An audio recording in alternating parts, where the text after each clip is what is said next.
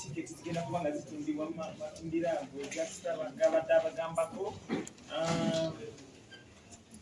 Ekisooka ekikulu mbaagala nnyo mujje mu bungi, tiketi yo gifune nga bukyali. Basponsors ab'enjawulo, Pepsi, Lubrage,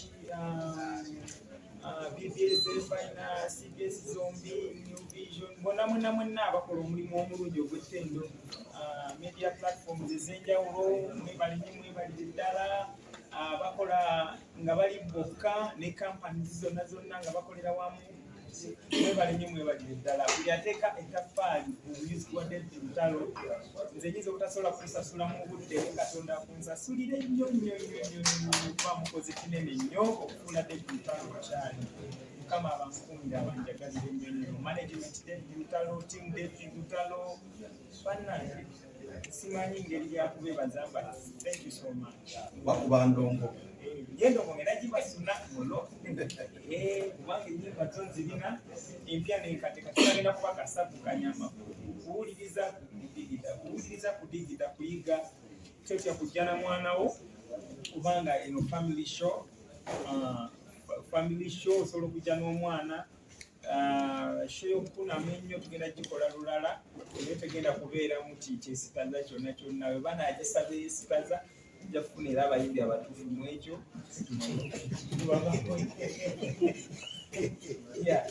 Kaakati tiketi bannange zigenda kuba nga zitundibwa wano wenyini ku Hotel Africana.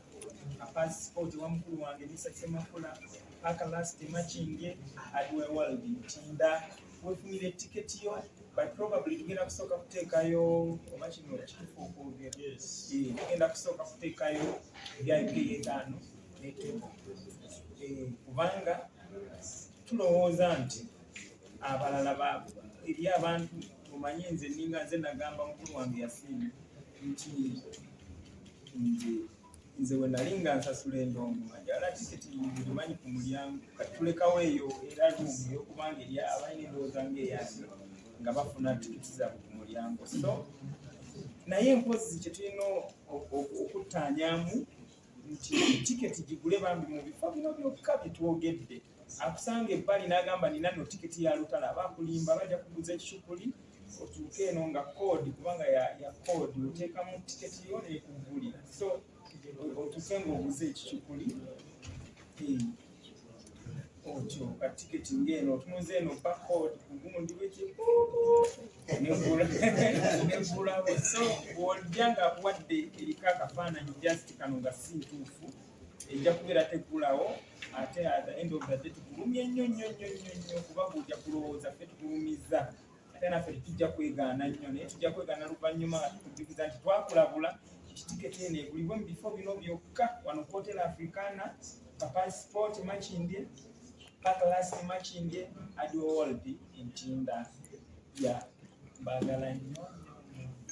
Banga senga siye senga kufena tewali aliwo era tufunangayo akadde ne tumwebazaako olw'ebirungi byakola. Ekindeese wano ekikulu bategeeza bikirigenda mu maaso.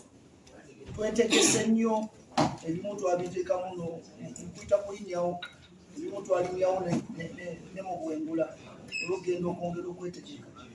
Era nkukakasa nti kikulu ku kinnaakyo omuyimbi oba brand David Lutalo ali mu mbeera esinga okuba ennungi. Alina yenna gy'atulabira osobola okumulaba.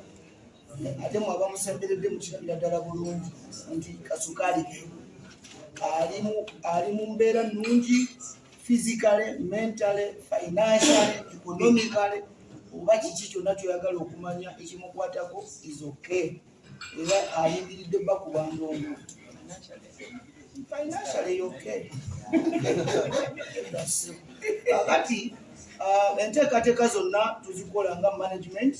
Njagala okwebaza bannange bwe tubeera mu management, omukulu wa Nkoloja wali awo, omwami Kulaman Kawoya, era omwami oyo yakulira rehearsals na buli kimu. Era ye wali bwagamba nti tokola booti nanga olwetawana kumpita ekalejja yabikwasaganya, era nkukakasa nti buli kimu kigenda mu maaso bulungi. Sijja kusunako kubuulira kitya, naye gwe ky'obumanya rehearsals zigenda mu maaso mpaka ku ssaawa eri. Tuli bakozi, twagala kukola mu ngeri ennungi. Ekirala Abannayuganda kye mbasaba, muwagidde bulungi ebivulu by'Abannayuganda. Ffe tuwulira bulungi nnyo ng'Omunnayuganda afunye abantu bangi. Tuwulira bulungi nnyo byansusu era tukakasa nti tugenda kujja ne Bible eyo ate Afrika nayo ndowooza oba munaagikola mutya. Ne tubakunga yonna gye muli mu bungi ate keerako ffe teri kituganda kusumulula ndongo ku 6. Ennyimba tuzirina nyingi, mugamba n'engoye tuzirina ogw'emisana badde bagamba kino 6 ogw'emisana tusobola osumulula endongo ne tugikuba eyo feesi n'egenda ne tukuba n'ab'ekiro. Tetukirinaako buzibu, ennyimba weeziri wetegeka bulungi. Njagala okwebaza okusookera ddala bannanyini mwenna tubeebaliza ddala nnyo kye mukola ku music wa David Lutalo. Ba DJs, ba MCs, ba club owners, ba promoters, ba presenters mwenna teri gwe tutuukidde n'otuwa buzibu bambi mwebale nnyo nnyo. Sobola kwogera nti wano oba wali naye muli bakabi nnyo nze mu lulimi olwange olw'ekirasita muli babode. Mwebale nnyo, mwebalire ddala, temujjanga okwo. Mmwe mwekka mmwe musobola okukyusa ekigenda mu maaso ekyo kye mugamba batusibyeko bali ababeeri. Mmwe mwekka Mukama ajja kubukeeza lumu nga 85% tuzanya emizigo wa Uganda kubanga tukisabira buli lunaku, tukisabira kijja kuba.